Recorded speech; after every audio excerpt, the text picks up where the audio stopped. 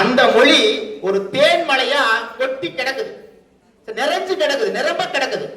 இப்ப அந்த தேன்மலைய சுவைப்பதற்கு தான் யாரு இல்ல, யாரு இல்ல, ஆள் இல்ல, யாரு இல்ல, ஆள் இல்ல. ஏன்னா இப்ப நம்ம பாத்தீங்கன்னா 12ஆம் வகுப்பு முடிச்சதுக்கு அப்புறம் நம்ம இலக்கு எல்லாம் என்னவா இருக்கும், மருத்துவர் ஆகணும், பொறியாளர் ஆகணும், விண்வெளியா, இப்படியே தான் போகும். கடைசிக்கு யாரெல்லாம் அந்த தமிழ் பாடத்தை எடுப்பா தெரியுமா? யார் எடுப்பா? என்ன மாதிரி ரொம்ப மதிப்பெண் கம்மியாகி பாடாப்புல வேற வழியே இல்லைன்னு சொல்லிட்டு அவங்க போய் இளங்கலை தமிழ் படிச்சுட்டு வருவாங்க. அப்படிதான் இன்னைக்கு இருக்கு. தமிழ் யாரும் ஆர்வமாக படிக்கிற குழந்தை ரொம்ப ரொம்ப குறைவு. இந்த பள்ளியில் கூட சென்றாண்டு அவங்க போட்டிக்கா வருவாங்க நினைக்கிறேன். கார்த்திகாங்க வெள்ளாளர்ல கூட இப்ப தமிழ் எடுத்து படிச்சிருக்காங்க. ராஜேஸ்வரி அருமை, வாழ்த்துக்கள். அந்த குழந்தை அப்ப அம்மாவோட ஊக்கம் தான் அந்த போட்டிக்கெல்லாம் போகுது.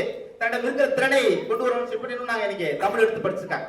அப்படி தேனடையா இருக்கிற அந்த தமிழை நம்ம இன்னும் எடுத்து செல்ல வேண்டும். அப்படி சிறப்பு மிக்க மொழி தான் நம்முடைய தமிழ் மொழி. சரிங்களா? இந்த இனிமை தமிழ் மொழி பாட்டு வச்சிருக்கீங்களா? எத்தனாவது வந்துச்சு இனிமை தமிழ் மொழி? தம்பி அவங்க போயிடுவாங்க, போய் சேர்த்துருவாங்க, போயிட்டு கூப்பிடுவாங்க. இனிமை தமிழ் பாட்டு கேட்டீங்களா? சரி, நான் பாடுறேன் கேளுங்க. இனிமை தமிழ் மொழி எமது, எமக்கு இன்பம் தரும்படி வாய்த்த நல்லமுது. இனிமை தமிழ் மொழி எமது, எமக்கு இன்பம் தரும்படி வாய்த்த நல்லமுது. கனியை பிழிந்திட்ட சாறு, எங்கள் கதியில் உயர்ந்திட யாம் பெற்ற பேரு. கனியை பிழிந்திட்ட சாறு, எங்கள் கதியில் உயர்ந்திட யாம் பெற்ற பேரு. தனிமை சுவையுள்ள சொல்லை, எங்கள் தமிழினும் யாங்கனும் கண்டதில்லை. என்ன சொல்றாரு? தனிமை சொல். என்ன சொல்லு? தனிமை சுவையுள்ள சொல்கிற. அப்ப தனிமை சுவையுள்ள சொல் என்பதால் தான் அதை என்ன சொன்னாங்க? தேன்மலைங்கிற. என்ன பண்றாங்க? தேன்மலை. அப்படி இந்த தமிழ் மொழி தேன்மலையாக இருக்கிறது. அதற்கு என்ன சிறப்பு கேட்டா, தமிழ் எத்தனையோ சிறப்புகளை நீங்க அடிக்கிட்டே போலாம். சரிங்களா? இந்த உலகத்தினுடைய மூத்த மொழின்னு சொல்லலாம். சரிங்களா? இன்றைக்கும் இளமையாய் கண்ணி தமிழாய் இருக்கிற மொழி நம்முடைய தமிழ் மொழின்னு சொல்லலாம். அதனால நான் தமிழ் பாடத்தை எடுக்கிறோம். தமிழுக்கு லா அழகுன்னு சொல்லுவாங்க. தமிழுக்கு என்ன அழகு? இல்லாத சிறப்பு அழகர் தான், இல்லாத அழகும். அப்படி அந்த தமிழ் மொழி, அந்த தேனடையா இருக்கிற மொழி இன்றைக்கு எப்படி இருக்கிறது, அது உண்மையிலே நாம சுவைத்துக் கொண்டிருக்கிறோமா அப்படிங்கிற கேள்விகளை மட்டும் முன் வச்சுட்டு, சரியா, இந்த தமிழை போகிற போக்குகளை நீங்க பார்த்து விட்டு அந்த சொல்லுங்க.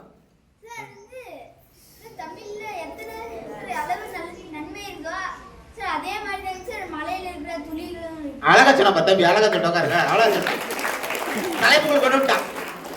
ஆமா, ஏன் தேன்மலைனா மலைக்கு எவ்வளவு சிறப்பு இருக்கிறதோ அதே போல சிறப்பு எதுக்கு இருக்குதா? தமிழுக்கு இருக்கு. ரொம்ப அழகா தம்பி சொல்லிட்டா. தம்பி பேர் சாமி நவநீத. அழகா சொல்லிட்டா. சரியா? அப்படி ரொம்ப சிறப்பு மிக்க அந்த தமிழ் மொழி. சரியா? அப்படிதான் நம்முடைய இலக்கியத்துல நம்ம பாடப்படுகிறது. அப்படியாப்பட்ட அந்த தேன் அடையில என்னெல்லாம் கட்டி இருக்குதுங்கய்யா, என்னெல்லாம் கூடு கட்டி இருக்குதுங்கய்யா அப்படின்னா நிறைய இலக்கியங்கள், சங்க இலக்கியம் நிறைய இருக்கு. 8 தொகை இருக்குது. என்ன இருக்குது? 8 தொகை. நற்றிணை, குறுந்தொகை, ஐங்குறுநூறு, கலித்தொகை, சரிங்களா, பதிற்றுப்பத்து, பரிபாடல், அகநானூறு, புறநானூறு, 8 தொகை நிரம்பி இருக்கு. 10 பாட்டு, இது 2 மேற்கணக்கு. திருமுருகாற்றுப்படை, பொருளராற்றுப்படை, சிறுபானாற்றுப்படை, பெரும்பானாற்றுப்படை, முல்லைப்பாட்டு, மதுரை காஞ்சி, குறிஞ்சிப்பாட்டு, பட்டினப்பாலை, மலைபடுவிடாம், இது 10 பாட்டு. அது நிறைஞ்சு கிடக்குது அப்படியே. அதுக்கப்புறம் 17 கீழ்கணக்கு நூல்கள். நாலடியார், நான்மணிக்கடிகை, இன்னா 40, இனியவை 40, கார் 40, களவழி 40, ஐந்தினை 50, ஐந்தினை 70, திணைமொழி 50, திணைமாலை 150. சரிங்களா? ஆசாரக்கோவை, முதுமொழி காஞ்சி, பழமொழி 400, ஏழாதி, சிறுவஞ்ச மூலம், கைநிலை, 18 நூல், 18 கீழ்கணக்கு நூல்கள் இருக்கு. 50 காப்பியங்கள் படிச்சிருக்கீங்களா? என்னது? சிலப்பதிகாரம், மணிமேகலை, சீவக சிந்தாமணி, வளையாவதி, குண்டலகேசி. சரி, 50 நூல்கள் இருக்குது. அது மட்டும் இல்ல, 5 சிறு நூல்கள் இருக்குது. உதயனகுமார காவியம், நாககுமார காவியம், யசோதர காவியம், சூளாமணி, நீலகேசி, 5 சிறு காப்பியங்கள் இருக்குது. 96 சிற்றிலக்கியங்கள் கிடக்குது. கொட்டி கொட்டி கிடக்குது. பாரதிதாசன் கொடுத்த நூல்கள் எத்தனையோ கிடக்கு. சரிங்களா? பாவேந்தர் கொடுத்த இலக்கியங்கள் கிடக்குது. நிறைய சொல்லிட்டே போலாம். அந்த அளவுக்கு ஒரு தேன் அடைய சுவைப்பதற்கு தயாராக இருக்கிற அந்த நூல், தேன்மலையா இருக்கிற நூலை சுவைப்பதற்கு நாம் தயாரா? தயாரா? தயாரா? Yes sir. தயார் சொல்லுங்க. தயார். ஆமா, எஸ் சார். நான் உடவே போறது இல்ல.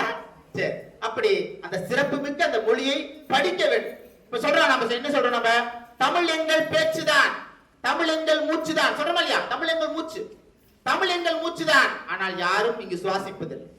தமிழ் எங்கள் பேச்சுதான், ஆனால் யாரும் இன்றைக்கு தமிழை என்னது பேசுவதில்லை. அப்படிதான் இன்னைக்கு நிலைமை போகுது. நம்ம பேசுகிற மொழி என்னது இன்னைக்கு தமிழ்களமா மாறிச்சு. என்ன மாறிச்சு? தமிழ். அப்படி அந்த தேன்மலைக்கு தமிழ் எப்படி ஒட்டி உருவாடுகிறது அப்படின்னா, தமிழ் மொழியை நம்ம சொல்றோம், எல்லாத்துக்கும் ஒரு மொழி இருக்குது. கன்னடம், மலையாளம், உருது, அவங்க தாய்மொழி சொல்றோம். நம்முடைய தாய்மொழி தமிழ் எப்படி உயர்ந்தது அப்படின்னு கேள்வி கேட்டீங்கன்னா, உலகத்தில் இருக்கிற எல்லா உலக மக்களும் அவர்களுடைய தாய்மொழியில் பேசுகிறார்கள். ஆனால் நாம் மட்டும் தான் இந்த உலகத்துக்கே தாயாக இருக்கிற அந்த தமிழ் மொழியில் பேசிக் கொண்டிருக்கிறோம். கைதட்டலாம். உலகத்துக்கே, ஏன்னா வர பிப்ரவரி 21 நாளைக்கு சனிக்கிழமை, சரியா? அது உலக தாய்மொழி நாள். பிப்ரவரி 21 உலக தாய்மொழி நாள். மாவட்ட ஆட்சியர் அலுவலகத்தில் அதுக்கான விழாலாம் நடந்திருக்கு. அப்படி உலகத்திலே சிறப்பாக இருக்கிற எல்லா மொழியை தாண்டி நம் மொழி தனித்திருப்பதற்கு காரணம் தான். அப்படியாப்பட்ட மொழி நம்முடைய தாய்மொழி. என்ன மொழி? சரி, ஏன் அதை தாய்மொழின்னு சொல்றோம்? தந்தை மொழின்னு சொல்லிருக்கலாம், ஏன் தாய்மொழின்னு சொல்றோம்? என்ன காரணம்? சொல்லுங்க. உட்காந்து சொல்லுங்க. எந்த மொழி? தமிழ் கூட தான் பிறந்தேன். அழகா சொல்லுங்க. தமிழ் கூட தான் பிறந்தாங்க ஐயா. அருமை. சரி, சிறப்பு. வேற? மூத்த மொழி. அதனாலதான் நம்ம தாய்மொழி ஆகி போச்சுக்க.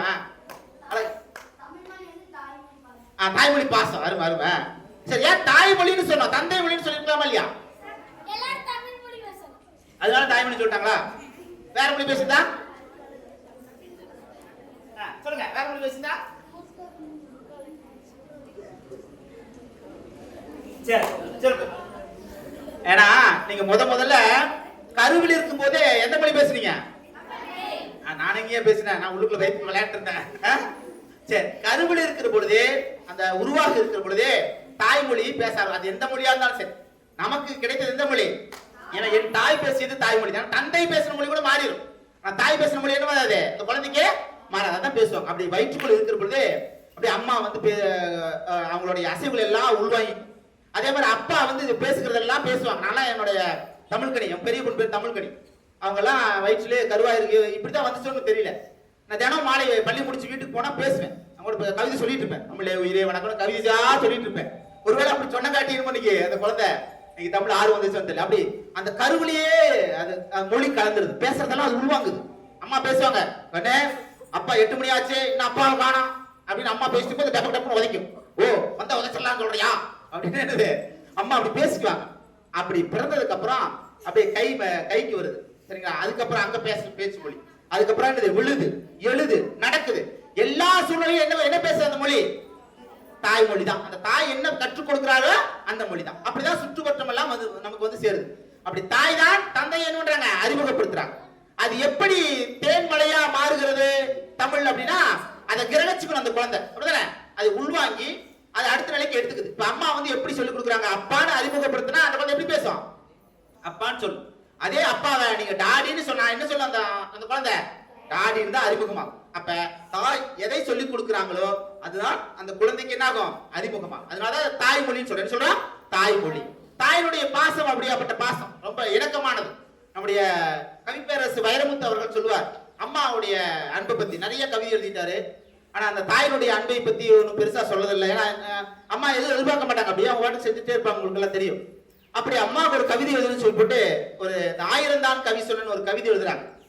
1000 தான் கவி சொன்ன, அழகழகா பொய் சொன்ன, பெத்தவளே உம்பெருமை ஒத்தவரி சொல்லலையே, காத்தெல்லாம் மகம்பாட்டு காகிதத்தில் அவன் எழுத்து, ஊரெல்லாம் மகம் பேச்சு ஊங்கிட்டு எழுதலையே, எழுதவோ படிக்கவோ ஏழாத தாய் பத்தி எழுது என்ன லாபம்னு எழுதாம போனேன், பொன்னையா தேவம்பத்த பொன்னே குலமகளே என்னை புறந்தல்ல இடுப்பு வழி பொறுத்தவளே, வைரமுத்து பிறப்பான்னு வயிற்றில் நீ சுமந்ததில்லை, வயிற்றில் நீ சுமந்த ஒண்ணு வைரமுத்தா ஆயிடுச்சு, கண்ணு காது மூக்கோட கருப்பா ஒரு பிண்டம் இடப்பக்கம் கிடக்கையில நீ என்னென்ன நினைச்சிருப்ப, கத்தி எடுப்பவனோ களவாட பிறந்தவனோ தரணியால வந்திருக்கும் தாசில்தார் இவன்தானோ, இந்த விவரங்க ஏது ஒண்ணும் தெரியாம நெஞ்சூட்டி வளர்த்த உன்னை நினைச்சா அழுகு வரும், கதகதன்னு களிகிண்டி களிக்குள்ள குழிவெட்டி கருப்பட்டி நல்லெண்ண கலந்து தருவாயே, தொண்டையில அது இறங்கும் சுகமான இளஞ்சூடு மண்டையில இன்னும் மசமசன்னு நிக்குதம்மா, கொத்தமல்லி வறுத்து வச்சு குறுமிளகா 2 வச்சு சீரகமும் சிறுமிளகும் சேர்த்து வச்சு நீர் தெளிச்சு கும்மி அரைச்சு எள்ளுக்கு தேகமெல்லாம் எச்சிலூர் வறுமையில நாம் பட்ட வழி தாங்க மாட்டாம வேணா எடுத்த பிரபஞ்சம் மிச்சரிஞ்சு காசு வந்த வேளையிலே பாசம் வந்து சேரலையே பாசம் வந்த வேளையிலே காசு பணம் கூடலை கல்யாணம் நான் செஞ்சு கதியத்து நிக்கையில சென்னை வந்த அப்ப சொத்தெழுதி போன பின்பு 5-6 வருஷம் ஆசமுகம் பார்க்காம பிள்ளை மனம் பித்தாச்சு பெத்த மனம் கல்லாச்சு படிப்பு படிச்சுக்கிட்டே பணம் அனுப்பி வச்சவக கைவிட மாட்டான்னு கடைசியில நம்பலையே பாசம் கண்ணீர் பழைய கதை எல்லாம் வெறிச்சோடி போன வேதாந்த ஆயிருச்சு வைகியில ஊர் முழுக கடைசி முடிக்காது வைகியில ஊர் முழுக வள்ளூரும் சேர்ந்தெழுக கைப்பிடியா கூட்டி வந்து கரை சேர்த்தி விட்டவளே எனக்கொன்னு ஆனதுன்னா உனக்கு வேறு பிள்ளை உண்டு உனக்கொன்னு ஆனதுன்னா எனக்கு வேறு தாய் இருக்கா அப்படின்னு அந்த கவிதை முடியுது. அம்மாவை அப்படி இப்படியெல்லாம் என்னை பாராட்டி சீராட்டி வளர்த்தாங்க சரிங்களா. தாயினுடைய அன்பை கொடுத்தாங்க, தாய் மொழியினுடைய அறிவை கொடுத்தாங்க அப்படின்னு அந்த அம்மாவை புகழ்ந்து அப்படியே எப்படி சொல்றது அந்த அளவுக்கு அந்த வார்த்தைகள் கொடுக்குறாங்க. உங்க ஒவ்வொருத்தருக்கும் இந்த நினைவுகள் உங்களுக்கு தெரியும், உங்க அம்மா எல்லாம் எப்படி கஷ்டப்பட்டு வளர்க்குறாங்கன்னு சொல்லி. அப்படிதான் அன்பு. இப்ப அம்மா தாய்மொழி சொல்றோம், ஏன் தந்தை வந்து நமக்கு உறுதுணையா இருக்கு இல்லையா அப்படின்னா, தாய் காட்டுகிற உயரம் வந்து பாத்தீங்கன்னா இடுப்பு உயரம் தான் இருக்கும். இடுப்பு உயரம் என்னது, என்னால இடுப்புல தூக்கி வச்சுக்கிட்டு பார்த்துட்டு இருப்பாங்க. ஆனா தந்தை காட்டுகிற உயரம் கொஞ்சம் என்னது, கொஞ்சம் என்னது அதோட உயரம் தோல் உயரம்னு சொல்லலாம். இப்ப நீங்க ஒரு விழாக்கு சாமி பார்க்க போறீங்க அப்படின்னா பையன் தூக்கிட்டு போவாங்க, அப்பா தூக்கிட்டு போவார். தூக்கிட்டு போய் சும்மா கையை தூக்கிட்டு போவார். அந்த பையன் சொல்லுவான், எனக்கு தெரியலப்பா சாமி தெரியலப்பாம்பா. உன்னை என்ன அப்பா அது தோல் மலை ஏற்றுவார். தோல் மலை பாடுறா பாடுறா பாடுறா பாரு. அப்பா எனக்கு இன்னும் தெரியலப்பா அப்படின்பாரு. ஏற என் தலைமையில அடுத்து ஏற என் தலைமையில ஏற்றுறான் பாடுறா சாமிய அப்படின்னு அப்பா அடுத்தது வழிகாட்டுவார். ஆனா மேல இருந்து அந்த பையன் நான் சாமி பாக்குறேன் மேல ஏறி நின்னா.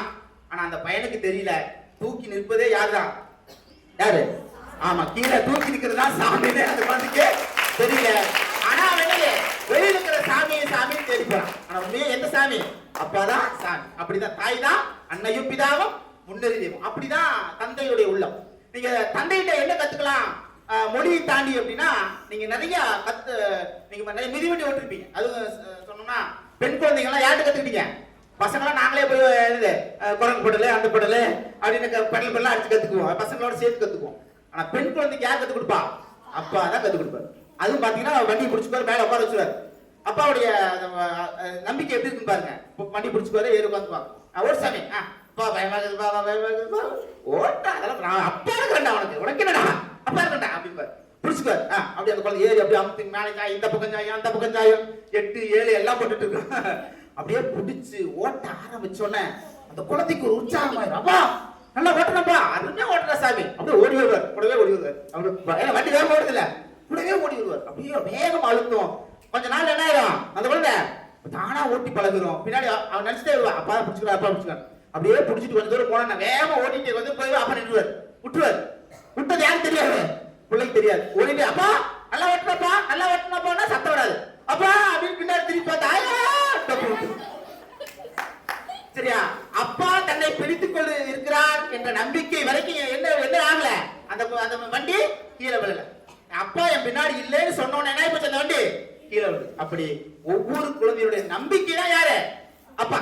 சரியா, எப்படி தாய்மொழி அந்த தாயை கருவிலை சுமந்து அந்த மொழியை ஊட்டுகிறாளோ, அப்படித்தான் ஒவ்வொரு தந்தையும் அந்த நம்பிக்கை ஊட்டுறாரு. எம்மக ஜெயிச்சிருவா அந்த ஓட்ட சட்டையை போட்டுக்கிட்டு சரியா, ஓட்ட வேட்டி கட்டிக்கிட்டு என் பையனுக்கு வேணும் என் பிள்ளைக்கு வேணும் வாழ்க்கை உள்ள அலையிற மனுஷன் யாரு, அந்த தந்தை. அப்பா அது அழகா சொன்னீங்க. அப்படி நீச்சல் பழகிறதாகட்டும் எல்லாமே தந்தை தான் சொல்லி கொடுக்குறாரு. அப்படி ஒவ்வொன்றும் ஒவ்வொரு மொழி. இது நம்பிக்கையின் மொழி.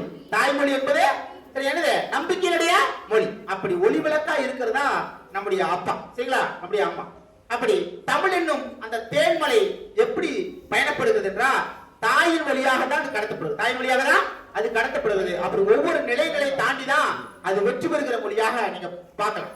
சரி, அப்படி இருக்கின்ற அந்த தாய்மொழி தமிழ் என்னும் தேன்மலை இன்றைக்கு உண்மையாகவே அதை ருசிக்கிறோமா ரசிக்கிறோமா, இன்றைக்கு எப்படி இருக்கிறது அப்படிங்கிற கேள்வியை நீங்க பார்க்கணும்.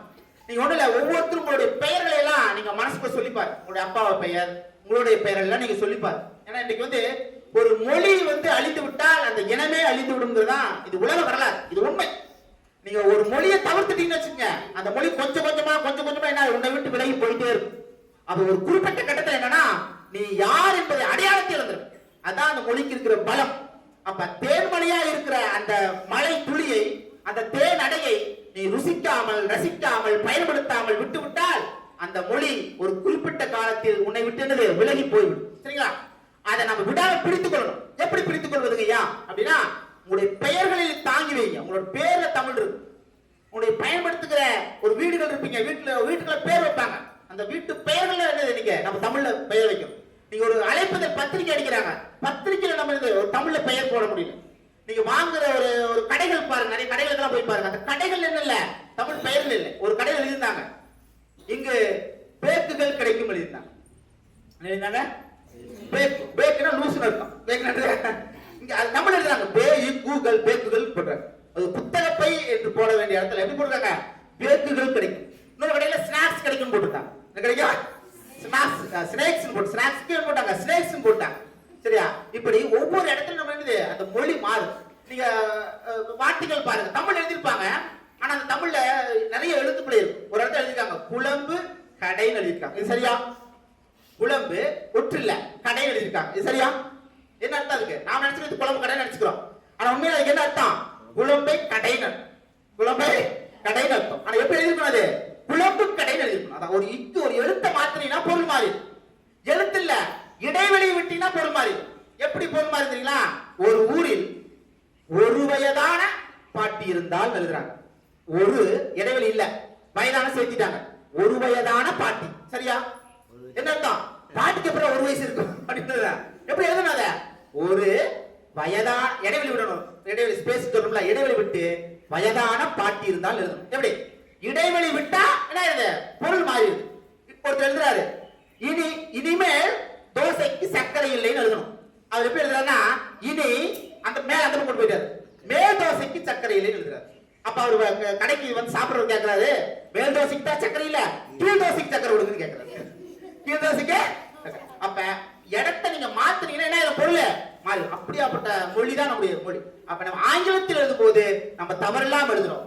ஐயோ தப்பாயிடுச்சு, ஒரு எழுத்து இல்ல, தவறான்னு சொல்றோம். ஆனா தமிழ் எழுதணும், நம்ம அதை கணக்கீடு நம்ம செய்வதில்லை. அப்படிதான் விஷயம். அப்படி அன்றாட நம்ம பேசுறோம், அப்படிதான் நிறைய பேசுறோம் தானே. அப்ப தமிழோடு சேர்ந்து இன்னைக்கு என்ன ஆயிடுச்சுன்னா ஆங்கிலம் அப்படியே உள்ள புந்துருச்சு. அந்த தேன் மலைய சர்க்கரை மலையா மாத்திடுச்சு. தேன் மலையா என்னாச்சு? ஆமா, நீங்க தேன் சில பேர் தேன் கொண்டு வருவாங்க பாத்துருக்கீங்களா? அதுல பாத்தீங்கன்னா என்ன இருக்கும், முழுமையான தேனா இருக்காது. அதுல சர்க்கரை கலந்து, சர்க்கரை பாகு கலந்து கொடுப்பாங்க. அது கண்டுபிடிக்க முடியாது, அதை தண்ணியில் ஊற்றி பார்ப்பாங்க. அப்படி இன்னைக்கு சர்க்கரை பாகா தனது ஆங்கிலம் உள்ள பூந்துருச்சு. அது பூந்தோட என்ன ஆயிடுச்சுன்னா தமிழும் ஆங்கிலம் என்ன ஆகி போச்சு, இரண்டரை கலந்துருச்சு. அந்த மொழிக்கு பேரு இப்ப என்னது? அதுக்கு பேரு தமிங்கிலம். அதுக்கு பேரு என்னது? தமிழ். தங்கிலீஷ். அழகா சொன்னாங்க, நல்லா இங்கிலீஷ் சொன்னா தான் புரியும். தமிங்கிலம் தங்கிலீஷ். நீங்க மட்டும் இல்ல, நான் எல்லாரும் அப்படிதான். சரியா? அப்ப இதை என்ன களையணும், கொஞ்சம் கொஞ்சமா நம்ம நீக்கணும். முடிந்தவரை நம்ம என்னணும் இயன்ற வரையில் நம்முடைய தாய்மொழியில பேசுவதற்கு பழகணும். நீங்க அன்னைக்கெல்லாம் வயதான பாட்டி தாத்தாலாம் நீங்க பார்த்திருப்பீங்க. அவங்க எல்லாம் அந்த வார்த்தைகள் நிறைய சொல்லு நீங்க ஆங்கில சொல்ல பார்க்க, அவங்க பழைய சொல் பயன்படுத்துவாங்க. அது என்ன ஆச்சுன்னா, இன்னைக்கு நான் இப்ப சொன்னேன், ஒரு மொழி அழியும், ஒரு இழந்து போகும் காரணம் சொல்றேன்ல, அன்றைக்கெல்லாம் நீங்க பாட்டி கேட்டு பாருங்க, கொள்ளு பாட்டி, வயசான தாத்தா பாட்டி கேட்டு பாருங்க. தொரப்பு குச்சின்னு ஒரு சொல் இருந்துச்சு. கேள்விப்பட்டீங்களா? யாரும் கேள்விப்பட்டீங்களா? கைது பார்ப்போம். தொரப்பு குச்சின்னு எங்க பாட்டி சொல்லுவாங்க. ஐயா சில பேர் இருக்காங்க சொல்லுவாங்க, டே தொரப்பு குச்சி எடுத்து விடாம. நல்லா ஒண்ணு இல்ல, அருமையான தமிழ் சொல். துறப்பு, திறக்கின்ற. சரியா? கைகளை கொடுங்க. துறக்கின்ற குச்சி போன்ற வடிவம், அந்த தொரப்பு குச்சி பேரு. அந்த தொரப்பு குச்சி இன்னைக்கு என்ன ஆகி போச்சு, சாவியா மாறிச்சு. சாவியும் தமிழ் சொல் கிடையாது, போர்த்துகீஸ் சொல். நம்ம சாவி தமிழ் நினைச்சுக்கிறோம், தமிழ் எழுத்து தான் தமிழ் நினைச்சுக்கிறோம். எப்படி மெடிக்கல்ஸ் போடுறாங்களே, ஓ இதான் தமிழ்நாடு தெரியுது, நம்ம மெடிக்கல்ஸ் நினைச்சுக்கிறோம். ஆனா மெடிக்கல்ஸ் தமிழா? என்ன தமிழ்? மருந்தகம் சொல்லணும். ஆனா தமிழ் எழுதிருக்காங்க மெடிக்கல்ஸ். தமிழ் எழுதிட்டோம்னா நினைச்சுக்கிறாங்க. அப்படி அந்த சாவியை நான் தமிழ் நினைச்சுக்கிறோம், அது பிரபலிச்சு. அதுக்கப்புறம் இந்த சாவியெல்லாம் நீ போயிடுச்சு, என்ன வந்துச்சு நீங்க? அழகா சொல்ல பாரு, கீதான். என்னது? சுருக்கிட்டான், கீதான். இன்னைக்கு கீதான். அப்ப துறப்பு குச்சி என்று சொல்லி கை தூக்கின ஒரு 5-6 குழந்தைங்க தவிர சில பேருக்கு நம்ம என்னது தெரியுது. என்ன காரணம்? என்ன காரணம்? என்ன காரணம்? அது பயன்படுத்தல, அவ்வளவுதான். யூஸ் பண்ணல, பயன்படுத்தல. நீ ஒரு மிதிவண்டி வீட்டுல இருக்குது, ரொம்ப நாள் பயன்படுத்தாம விட்ட, அப்புறம் கழிச்சு போட்டுன ஓட முடியுமா? சக்கரம் பிடிச்சுக்கும், கரகரன்னு இதாகும், மறுபடியும் எண்ணெய் விடணும், வேலை செய்யணுமா இல்லையா? அப்படி நீங்க அந்த சொல்ல பயன்படுத்தவில்லை என்றால் அந்த சொல்ல என்ன காலப்போக்கில் என்ன ஆயிரும்? மறைந்து போகும். அவ்வளவுதான் விஷயம். இப்படிதான் தமிழ் நிறைய சொற்களை நம்ம எடுத்துக்கிறோம். சரியா? மிதிவண்டி நான் சொல்றேன், நம்ம சைக்கிள் சொல்றோம், சைக்கிள் ஸ்டாண்டர்ட் சொல்றோம், சைக்கிள் சொல்றோம். சைக்கிள்ங்கிற சொல் வந்துருச்சு, அப்படிதானே? மிதிவண்டிங்கிறது எழுத்துல இருக்குது. அது என்ன கொஞ்ச நாள் பயன்படுத்துறது என்ன போயிடும், என்ன ஆயிடும்? சைக்கிள் சைக்கிள் தான். நீங்க லேட்னு பயன்படுத்தணுமா இல்லையா? எல்லாரும் தாமதம்ங்கிற சொல் இருக்குது, லேட் சொல்றோம், நம்ம லேட் லேட் லேட் சொல்றோம். அது என்ன இப்ப உள்ள போந்துச்சு. நீங்க ஏதாவது திருமணம்ங்கிற வார்த்தை இருந்துச்சு, கல்யாணங்கிற வார்த்தையில கல்யாணத்துக்கு போனோம்னு சொன்னாங்க. நீங்க எப்படி சொல்றாங்க, என்ன சொல்றாங்க?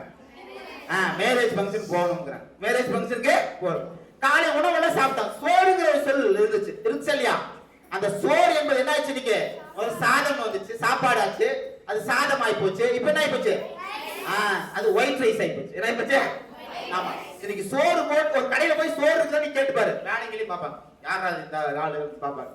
சரியா? நீ சாப்பிட்டு ஒயிட் ரைஸ்னு என்னது ரொம்ப சந்தோஷமா அப்படியே மகிழ்ச்சியா. ஏன்னா ரைஸ் என்னது? அரிசி. நம்ம என்ன கேட்கிறோம்? ஐயா கொஞ்சம் அரிசி போடுங்க, அந்த பச்சரிசி கொஞ்சம் போடுங்க, புழுங்கல் அரிசி கொஞ்சம் போடுங்க, போட்டு சாப்பிட்டு போலாம் அப்படின்னு நினைக்கிறோம். அது ரைஸ் இல்ல, அது என்னது? சோறு. சோறுங்கிற சொல்லுக்கு மட்டும் ஒரு 32க்கு மேற்பட்ட சொற்கள் நம்ம தமிழ்ல இருக்கு. அடிஷன் ஒரு சொல் சொல்றோம், நிறைய சொல் நம்ம பயன்படுத்துறது இருக்குது. ஆனா என்னது, நம்ம இன்னைக்கு பயன்படுத்த முடியாத சூழல் இருக்கு. அப்படி ஒயிட் ரைஸ். ஆமா, பிரியாணி சாப்பிட்டாச்சு, அதுக்கு ஆமா ஊன் சோறுக்கு அப்புறம் ஒயிட் ரைஸ் தான் போட்டா போயிட்டே இருக்க வேண்டியதான். நீங்க யாரு உங்க கூட்ட விதைக்கிறோம் அப்படின்னா, நீங்க தான் அடுத்த தலைமுறைக்கு நீங்க வரீங்க.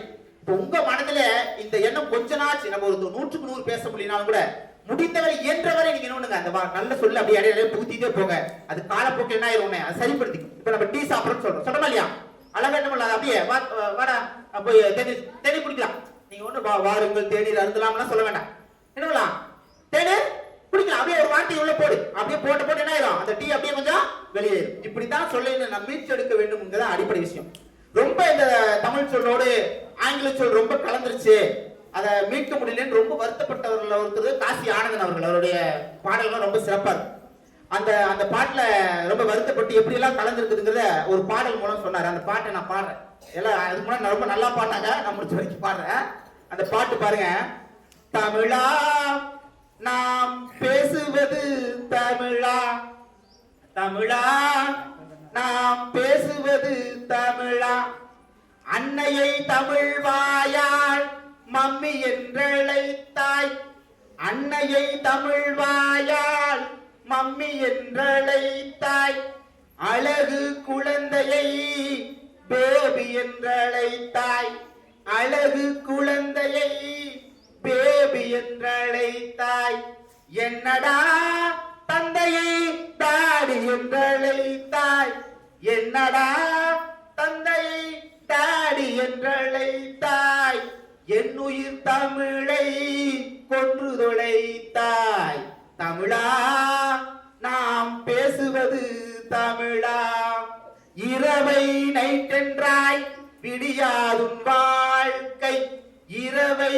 நைட்டென்றாய் விடியாதும் வாழ்க்கை, இனிப்பை ஸ்வீட் என்றாய் அறுத்தறினாக்கை, இனிப்பை ஸ்வீட் என்றாய் அறுத்தறினாக்கை, தமிழா நீ பேசுவது தமிழா. வண்டிக்காரன் கேட்டான் லெப்டா ரைட்டா, வண்டிக்காரன் கேட்டான் லெப்டா ரைட்டா, வழக்குரைஞர் கேட்டார் என்ன தம்பி பைட்டா, வழக்குரைஞர் கேட்டார் என்ன தம்பி பைட்டா, துண்டுக்காரர் கேட்டார் கூட்டம் லேட்டா, துண்டுக்காரர் கேட்டார் கூட்டம் லேட்டா, தொலையாதா நம் தமிழ் இப்படி கேட்டா, தொலையாதா நம் தமிழ் இப்படி கேட்டா, தமிழா நீ பேசுவது தமிழா, கொண்ட நண்பனை ஃப்ரெண்டு என்பதா, கொண்ட நண்பனை ஃப்ரெண்டு என்பதா, கோல தமிழ் மொழியை ஆங்கிலம் தின்பதா, கோல தமிழ் மொழியை ஆங்கிலம் தின்பதா, கண்டவரையெல்லாம் அங்கிள் ஆண்டி என்பதா, கண்டவரையெல்லாம் அங்கிள் ஆண்டி என்பதா, கண்முன்னே தாய்மொழி சாவது நல்லதா, கண்முன்னே தாய்மொழி சாவது நல்லதா, தமிழா நீ பேசுவது தமிழா, பாட்டன் கையிலே வாக்கிங் ஸ்டிக்கா பாட்டன் கையிலே வாக்கிங் ஸ்டிக்கா பாட்டியின் உதட்டிலே லிப்ஸ்டிக்கா பாட்டியின் உதட்டிலே லிப்ஸ்டிக்கா பாட்டன் கையிலே வாக்கிங் ஸ்டிக்கா பாட்டியின் உதட்டிலே லிப்ஸ்டிக்கா வீட்டிலே பெண்களின் தலையில ரிப்பனா